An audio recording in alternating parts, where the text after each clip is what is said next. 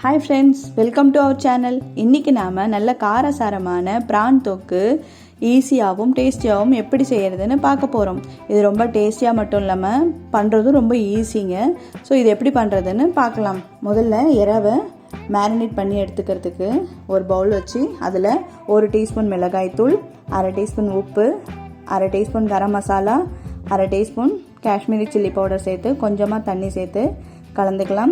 இன்றைக்கி நான் 1/2 கிலோ இறா க்ளீன் பண்ணி எடுத்திருக்கேன். இதையும் இதோடு சேர்த்து ஒன்றா கலரி எடுத்து வச்சுக்கலாம்.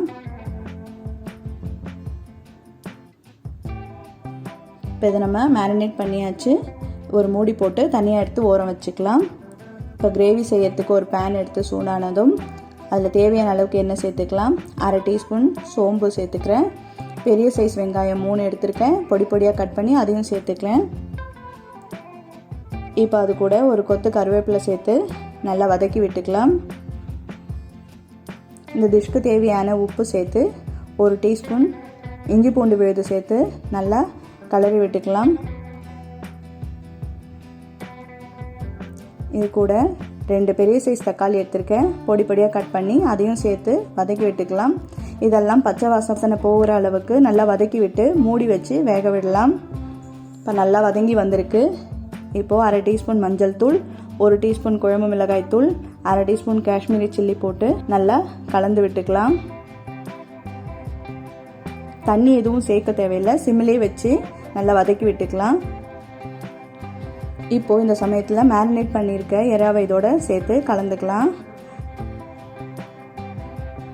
பொதுவாக இறா வேகிறதுக்கு 5லேருந்து 8 நிமிஷமே போதுமானது. இதில் இருக்க தண்ணியிலேயே இது வெந்துடும். ஸோ தண்ணி எதுவும் எக்ஸ்ட்ரா சேர்க்க தேவையில்லை.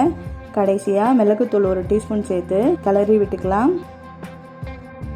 தொக்கு கொஞ்ச நேரத்தில் சுருண்டு வந்துடும்.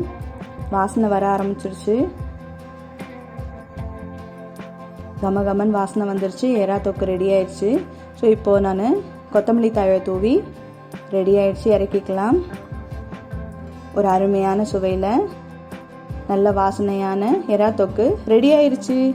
இப்போது இதை ஒரு பிளேட்டுக்கு ட்ரான்ஸ்ஃபர் பண்ணி சர்வ் பண்ணிக்கலாம். இது வெறும் சுடசாதத்துக்கு மட்டும் இல்லாமல் இட்லி, தோசை, சப்பாத்தி, இடியாப்பம் எல்லாத்துக்கும் ஒரு நல்ல காம்பினேஷனாக இருக்கும். நீங்களும் ட்ரை பண்ணி பாருங்கள். எப்படி வந்திருக்குன்னு கமெண்ட் செக்ஷன்ல என் கூட ஷேர் பண்ணுங்கள். நம்ம வீடியோவை உங்கள் ஃப்ரெண்ட்ஸ் அண்ட் ஃபேமிலிக்கு ஷேர் பண்ணுங்கள், லைக் பண்ணுங்கள். மறக்காமல் நம்ம சேனலை சப்ஸ்கிரைப் பண்ணுங்கள். அடுத்த வீடியோவில் பார்க்கலாம். பாய்.